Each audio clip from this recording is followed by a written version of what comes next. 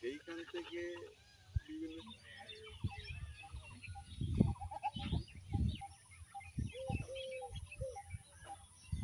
সন্ধ্যের আজানে বেরিয়ে ভোরের আজানে গাছে ফেরে গ্রামের মানুষের কাছে আদরের সম্পদ কয়েক হাজার নিশাচর প্রাণী। পান্ডুয়ার ইলছোবা দাসপুর পঞ্চায়েতের রামনাথপুর গ্রাম, সেই গ্রামে রয়েছে প্রাচীন বটগাছ। গ্রামের প্রতিটি ডালে ঝুলে থাকতে দেখা যায় কয়েক হাজার বাদুরকে। কিচিরমিচির শব্দে দিনরাত মুখরিত থাকে এলাকাটি। সন্ধ্যার বাদুরের ছোটাছুটিতে এলাকাটিতে সুন্দর সৃষ্টি হয় সৌন্দর্যায়নের অবর্ণনীয় এক পরিবেশ। আকাশের দিকে তাকালে এদিক সেদিক দেখা যায় উড়ন্ত বাদুরের দলগুলিকে। গোধূলির রক্তিম আকাশে শত শত বাদুরের ডানা মেলার দৃশ্যে এলাকাটিকে মনে হয় প্রকৃতির এক অপার সৌন্দর্যের বেলাভূমি।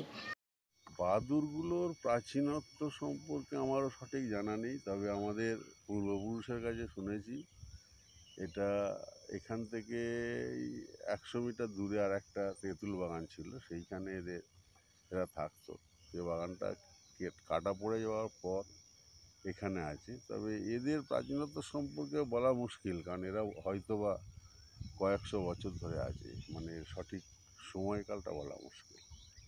আপনিও তো নিশ্চয়ই আপনার বাবা কাকার মুখে হ্যাঁ, বাবাদের মুখে তারাও সেই ছোটোবেলা থেকেই দেখে এসেছে। আমাদের গ্রামের সব থেকে প্রাচীন মানে বয়স্ক যে মানুষটা কিছুদিন আগে আমাদের কাছ থেকে চলে গেছেন, সেটা হচ্ছে আনোয়ারের বাড়িতেই থাকতেন। আমার তার মুখেও শুনেছি তিনিও প্রায় 100-র ওপরে বয়সে মারা গেছেন। তার মুখেও শুনেছি ছোটোবেলায় বাদুড় তিনি দেখেছেন। খাদ্যের সন্ধানে উড়ন্ত বিকালে উড়ে চলা বাদুরগুলো দেখে মনে হয় আকাশ যেন কালো মেঘে ঢাকা। মনোরম এমন দৃশ্য দেখতে জেলার বিভিন্ন প্রান্ত থেকে ছুটে আসে প্রকৃতিপ্রেমীরা। আগে গ্রামের 100 মিটার দূরে তেঁতুল গাছে ছিল তার বাসস্থান। পরবর্তীতে গাছ নষ্ট হয়ে যাওয়ার ফলে রামনাথপুর গ্রামের কবরস্থানে রয়েছে বটগাছ। সেখানে বসবাস করে কয়েক হাজার নিশাচর প্রাণী। তো আজকে প্রায় এখানে কমসে কম 35-40 বছর ধরে এখানে আছে। তো এখানে থাকার পরে কি আগে একটা পুরনো গাছ ছিল, এখানে পুরনো গাছে ওরা বসবাস করতো। সেই গাছটা মতলব ভেঙে পড়ে যায়। ভেঙে পড়ে যাওয়ার পরেতে এখানে ওনারা আশ্রয় নিয়েছে।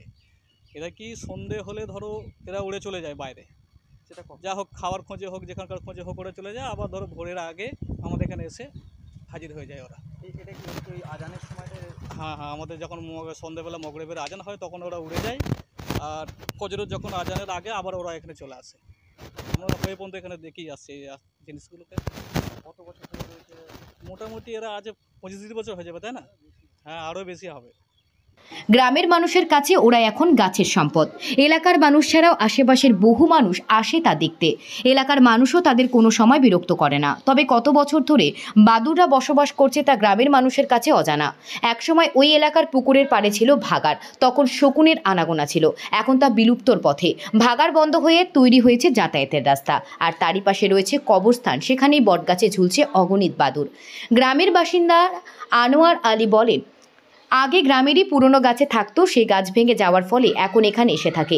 সন্ধ্যের আজান হলেই ডানা মেলে উড়ে যায়, আবার ভোরের আজানে গাছে ফিরে যায়। কয়েক বছর ধরে আমরা এভাবেই তাদেরকে দেখে আসছি। যতদিন কাজ থাকবে ততদিন ওরা এখানেই থাকুক। স্থানীয় বাসিন্দা আকবর আলী বলেন, কত বছর ধরে বাদুড় এখানে বসবাস করছে তা গ্রামের অনেকেরই অজানা। তবে অনুমান প্রায় 100 বছর ধরে এরা এখানে রয়েছে।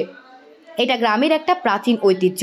কেউ শিকার করতে এলে গ্রামের মানুষ তাদের বাধা দেয়। এটা গ্রামের মানুষের কাছে একটা সম্পদ। আমাদের সম্পূর্ণই যুগ যুগ ধরে আমাদের সঙ্গেই যুগ যুগ ধরে রয়েছে। 30 থেকে 35 বছর আগে যে সংখ্যায় বাদুড় ছিল তা এখন অনেকটাই কমেছে।